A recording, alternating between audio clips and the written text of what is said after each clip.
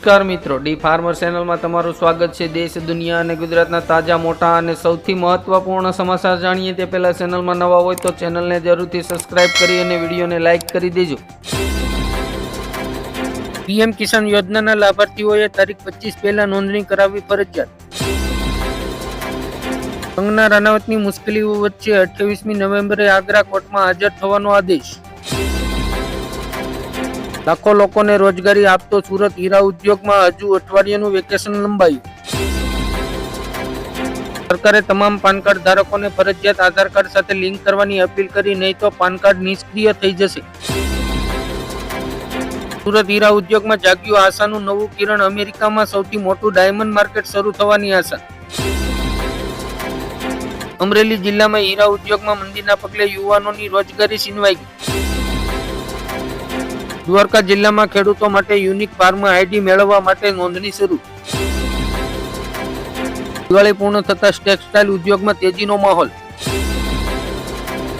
શહેરોના વિકાસને વેગ આપવા જમીન મામલે સરકારનો મહત્વનો નિર્ણય। મહારાષ્ટ્રમાં ચૂંટણી પહેલા જ કોંગ્રેસે સીએમ પદ પર કરી દાવેદારી। બેંકોએ ક્રેડિટ કાર્ડના નિયમોમાં કર્યા મહત્વપૂર્ણ ફેરફાર, 15 નવેમ્બરથી લાગુ। કેન્દ્ર સરકારે તાત્કાલિક મણિપુર મોકલ્યા 2000 જવાનો, નવા જૂની થવાના એંધાણ। સરકારી કર્મચારીઓ માટે સારા સમાચાર, 34,000 થઈ જશે બેઝિક પગાર। ઉત્તેજના અને સેક્સ પાવર વધારતી ટેબ્લેટનું કુલ વેચાણ દેશમાં 800 કરોડને પાર। હીરા ઉદ્યોગ પછી હવે જ્વેલરી મેન્યુફેક્ચરિંગ ઇન્ડસ્ટ્રીઝનું વેકેશન લંબાયું। કેનેડામાં ખાલિસ્તાનીઓ સક્રિય, 4 થી 5 દિવસમાં મોટો હંગામો થવાની સંભાવના। અમરેલી માર્કેટ યાર્ડમાં દિવાળી બાદ કપાસના ભાવમાં ઉછાળો, 1400 થી 1600 સુધીના ભાવ મળતા ખેડૂતોમાં ખુશીનો માહોલ। ગુજરાત સરકારના કર્મચારીઓની 4% મોંઘવારી ભથ્થું જાહેર કરવાની માંગ। મગફળી બજારના ભાવમાં સામાન્ય ફેરફાર જોવા મળતા કપાસિયા તેલમાં 15 રૂપિયા અને સિંગ તેલમાં 30 રૂપિયાનો વધારો। માયાવતીએ યુપીપીએસસી ઉમેદવારોની માંગને સમર્થન આપ્યું। ચૂંટણી પછી સીએમ યોગીની ખુરશી જવાનો અખિલેશ યાદવનો દાવો। અમિત શાહે કહ્યું, રાહુલ ગાંધીની ચોથી પેઢી પણ કાશ્મીરમાંથી કલમ 370 નાબૂદ નહીં કરી શકે।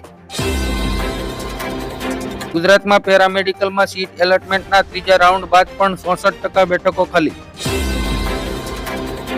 ગરીબો માટે સીએમ યોગીની મોટી જાહેરાત, આયુષ્માન કાર્ડ વિના પણ મફત સારવાર મળશે।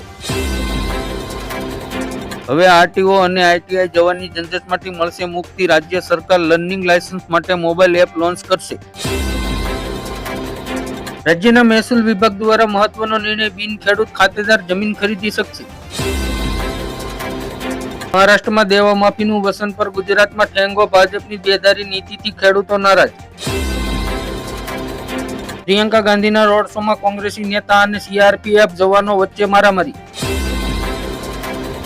ધોરણ 9 થી ધોરણ 12 સુધીની વિદ્યાર્થીનીઓને શિષ્યવૃત્તિ દ્વારા નાણાકીય સહાય આપવામાં આવશે। ભાડે રહેતા લોકો માટે ખુશખબર, હવે દર મહિને સરકાર આપશે 2000 રૂપિયા। ટેલિકોમ સેક્ટરમાં મોટો ફેરફાર, 1 ડિસેમ્બરથી 18 લાખ મોબાઈલ નંબર બ્લોક કરશે। યુપી પેટા ચૂંટણી વચ્ચે અખિલેશ યાદવ, આઝાદ ખાનના પરિવારને મળશે રાજકીય અટકળો શરૂ। મોહન ભાગવતે કહ્યું, વૈજ્ઞાનિક યુગમાં પણ હથિયારોનો વેપાર વધી રહ્યો છે।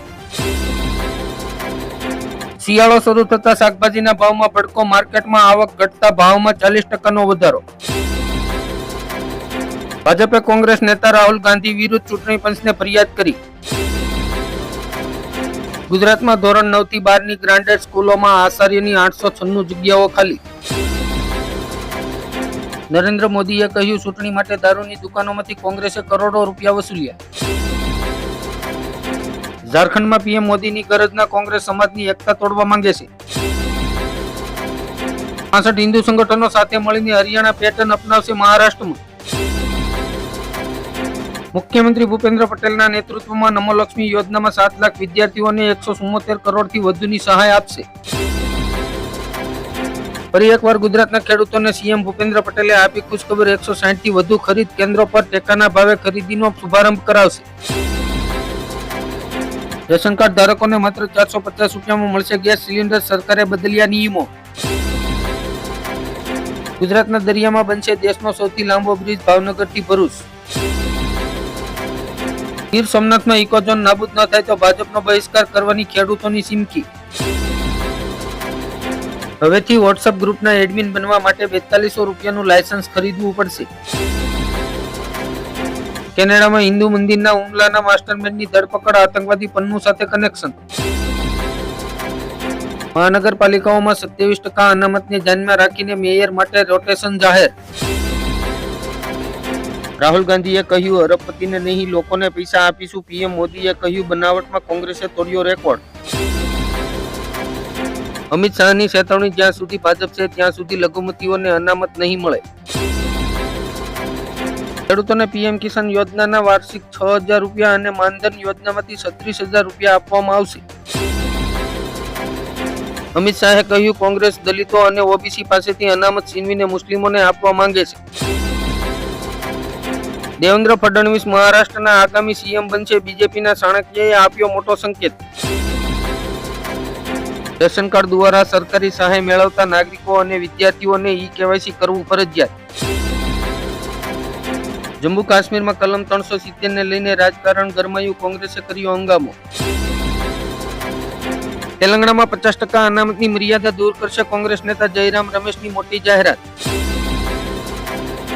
શંકરાચાર્ય અવિમુક્તેશ્વરાનંદે કલમ 370 લાગુ કરવા મામલે જમ્મુ કાશ્મીર સરકારને આપ્યું સમર્થન. કેનેડાએ ભારતીય વિદ્યાર્થીઓને આપ્યો સૌથી મોટો ઝટકો, ફાસ્ટ ટ્રેક વિઝા પર મૂક્યો પ્રતિબંધ. ઉત્તર પ્રદેશ સરકારે વાહન ચાલકોને આપી મોટી છૂટ, કાર અને ટેક્સી પર નહીં ચૂકવવો પડે ટોલ ટેક્સ. રાહુલ ગાંધીએ ફરી લોકસભા ચૂંટણીની જેમ CCC વ્યૂહરચનાનો ઉપયોગ કર્યો. ઇન્ડિયા ગઠબંધને મહારાષ્ટ્રમાં લોકોને આપી 5 ગેરંટી, દર મહિને 3000 રૂપિયા અને મહિલાઓ માટે મફત મુસાફરી. મહારાષ્ટ્રમાં ઉદ્ધવ ઠાકરેનો નવો ગેમ પ્લાન, ભાઈ સાથે દુશ્મની, ભત્રીજા સાથે પ્રેમ. મમતા બેનર્જીએ આપ્યા સંકેતો, તૃણમૂલ કોંગ્રેસે પોતાના આગામી સીએમની કરી દીધી પસંદગી. રાજ ઠાકરેએ કહ્યું સરકાર બનશે તો બધી જ મસ્જિદોમાંથી લાઉડસ્પીકર હટાવી દઈશું. કલમ 370 હટાવવાની દરખાસ્તથી કોંગ્રેસ ઘેરાયું, વિધાનસભામાં હંગામો થતા ભાજપે કર્યો પ્રહાર.